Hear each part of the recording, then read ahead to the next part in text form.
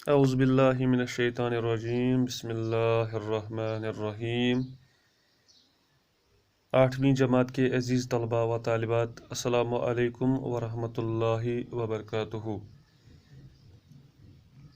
عزیز بچوں، جیسا کہ آپ کو معلوم ہے ہم گرامر پورشن آج پڑھ رہے ہیں، تو ہم نے تقریباً یہ گرامر پورشن اختتام کو پہنچا دیا ہے۔ آج ہمیں اس کا لاسٹ ٹاپک پڑھنا ہے، یعنی حروف۔ ہم نے اسم بھی پڑھا، فعل بھی پڑھا، فاعل بھی، مفعول بھی، اور ردیف قافیہ بھی کل ہم نے پڑھا۔ امید ہے کہ آپ کو سمجھ میں آیا ہوگا۔ ردیف اور قافیہ کا تصور جو میں نے آپ کو کل بتا دیا ہے۔ آج ہمیں لاسٹ جو اس میں تھا وہ تھا تشبیہ کا تعارف، یعنی تشبیہ کا استعمال۔ تو پیارے بچوں، میں آپ کو بتاتا چلوں، یہ علم بیان اور علم بدیع کا ٹاپک ہے تشبیہ۔ علم بیان وہ علم ہے جس کے تحت کسی معنی کو ادا کرنے کے لیے نئے نئے انداز نکالے جائیں، یعنی کسی بات یا خیال کو مختلف پیرایوں، مختلف زاویوں میں اس طرح بیان کرنا کہ جس سے اس کی ترسیل کا مقصد بھی پورا ہو جائے اور اس میں لطف و تاثیر کے علاوہ جدت اور اعجاز بھی پیدا ہو، یعنی نیات پن پیدا ہو۔ تو آگے جا کے آپ کو علم بیان سمجھ میں آئے گا۔ آج ہم صرف آپ کو تشبیہ کے بارے میں بتاتے ہیں۔ تشبیہ کا انگریزی فارم ہے سملی، یعنی سملی۔ پہلے بچوں، تشبیہ کیا ہے؟ تشبیہ کسے کہتے ہیں؟ تو تشبیہ کے معنی ہے دو چیزوں کو ایک دوسرے کے مشابہ قرار دینا، یعنی اصطلاحی معنی میں یہ ڈکشنری معنی ہے اس کی کہ دو چیزوں کو ایک دوسرے کے مشابہ قرار دینا۔ اصطلاحی معنی میں کیا کہتے ہیں تشبیہ کو؟ کہ کسی مشابہت کے باعث، یعنی کسی مشابہت کی وجہ سے ایک چیز کو دوسرے چیز سے مشابہ قرار دیا جائے، یعنی ایک چیز کو دوسری چیز جیسا بتا دیا جائے، چاہے اس میں مشابہت کی وجہ کا اظہار ہو یا نہ ہو۔ یہ تشبیہ کسے کہتے ہیں؟ دو چیزوں کو ایک دوسرے کے مشابہ قرار دینا، دو چیزوں کو ایک دوسرے جیسا بتا دینا، دو چیزوں کو ایک دوسرے جیسا بتا دینا، یا اصطلاحی معنی میں کسی مشابہت کی وجہ سے، یعنی کوئی مشابہت اس چیز میں ہو، اس مشابہت کی وجہ سے ہم ایک چیز کو دوسری چیز جیسا بتاتے ہیں، یا ایک چیز کو دوسری چیز جیسا مشابہ قرار دیا جاتا ہے، پھر چاہے اس میں مشابہت کی وجہ کا اظہار ہو یا نہ ہو۔ مثال، اس کا چہرہ گلاب جیسا ہے، یہ مثال ہے، اس سے آپ کو سمجھ میں آئے گا تشبیہ کسے کہتے ہیں۔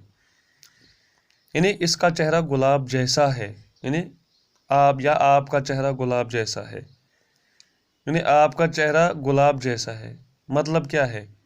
یعنی اس میں گلاب جیسی شوخی ہوگی، گلاب جیسی رنگت ہوگی، یا شوخی ہوگی یا رنگت ہوگی، یا نرمی پن ہوگا یا ملائم ہوگا، اسی وجہ سے آپ کے چہرے کو گلاب جیسا بتا دیا ہے۔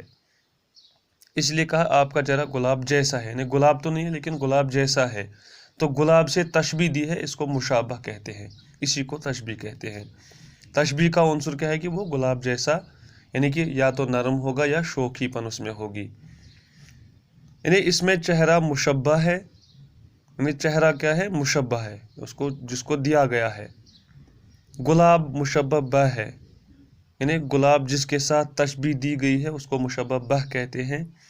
اور سرخی وجہ شبہ، سرخی یعنی اس میں سرخی ہے گلاب کی چہرے میں، اس لیے اس سرخی کو وجہ شبہ اور جیسا حروف شبہ ہے، جیسا جو ہے وہ حروف شبہ ہے۔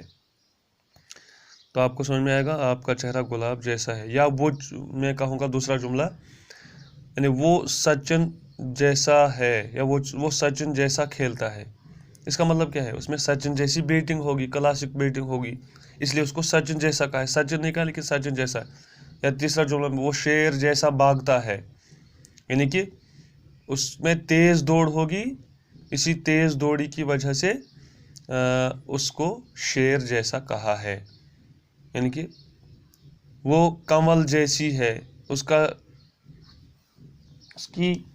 उसका चेहरा कंवल जैसा है, या उसका चेहरा गुलाब जैसा है, या उसका माथा महताब जैसा है। बहुत सारी चीज़ों में हम तशबीह देते हैं, या वो इल्म में, या वो अफलातून जैसा है, यानी वो उसका फ़लसफ़ा अफलातून जैसा है, वो फ़लसफ़े में आला है, या उसकी शायरी इकबाल जैसी शायरी है, यानी वो इकबाल, उसकी शायरी में भी ऐसी खूबी है जो इकबाल की शायरी में होगी, इसी वजह से उसको ये तशबीहात हम देते हैं। तो आपको समझ में आई बात होगी। तशबीह के मतलब है किसी चीज़ को दूसरी चीज़ जैसा बता देना, या किसी मुशाबहत की बायस एक चीज़ को दूसरी चीज़ जैसा मुशाबह करार दिया जाए, फिर चाहे इसमें मुशाबहत की वजह का इजहार हो या ना हो। तो मैंने आपको मिसालें 2-3 मिसालें दी हैं, उम्मीद है कि आप इन मिसालों से समझ गए होंगे कि तशबीह किसे कहते हैं। तो इस तरीके से आज हमने ये पोर्शन इख्तिताम को पहुँचा दिया। अब आपको सिर्फ मजमून नवीसी लिखनी है। मजमून मैं बताऊंगा आपको कौन कौन सा आपको याद करना है, और यानी कि खुतूत निकारी जो उसके लिए भी मैंने आपको पहला लेक्चर दिया था। अब मैं बताऊंगा कौन कौन से खुतूत आपको याद करने हैं। तो प्यारे बच्चों, ये था हमारा आज का लेसन। उम्मीद है कि आप गौर से सुनोगे इस लेक्चर को, ताकि कोई भी शुगर, और मुझे कमेंट करोगे कि अगर आपको समझ में ना आया होगा तो फिर से मैं आपको ये लेक्चर दूंगा, ताकि आपको पूरे तरीके से वाज़ेह हो जाए और समझ में आए। अस्सलाम वालेकुम वरहमतुल्लाहि वबरकातुहू।